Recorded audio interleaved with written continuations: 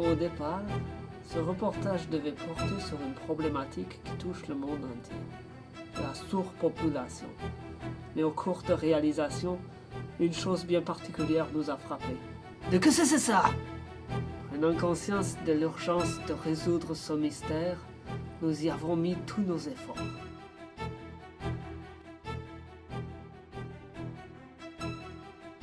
Une recherche très exhaustive du sujet, appuyée par de nombreuses références, suggère que cet objet mystérieux soit communément appelé un rod ou un skyfish.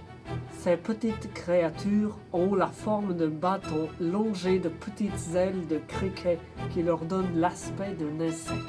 Les plus petits ont une taille d'environ 20 cm, alors que les plus gros peuvent atteindre une taille de 3 mètres.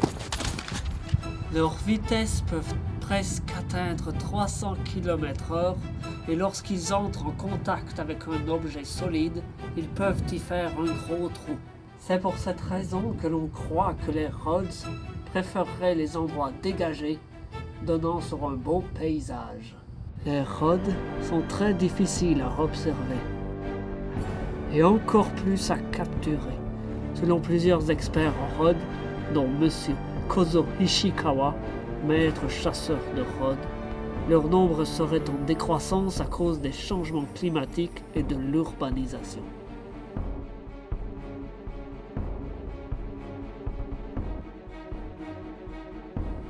Malgré qu'il soit plus facile d'attraper un rod l'automne, qui est leur période d'accouplement, nous allons tout de même essayer.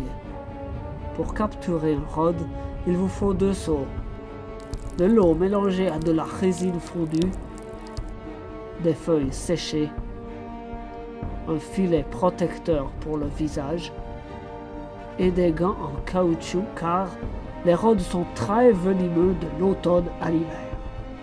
Avec tout cet équipement, vous êtes maintenant prêt à capturer des rods.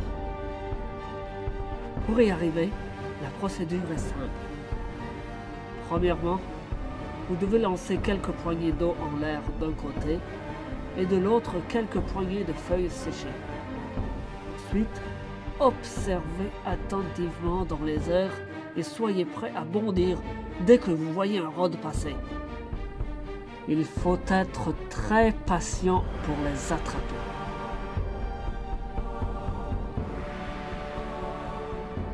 Qu'y a-t-il?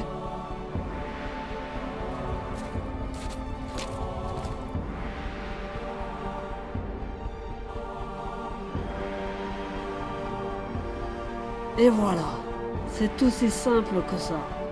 Vous pourrez maintenant essayer vous-même à la maison d'attraper votre propre rod.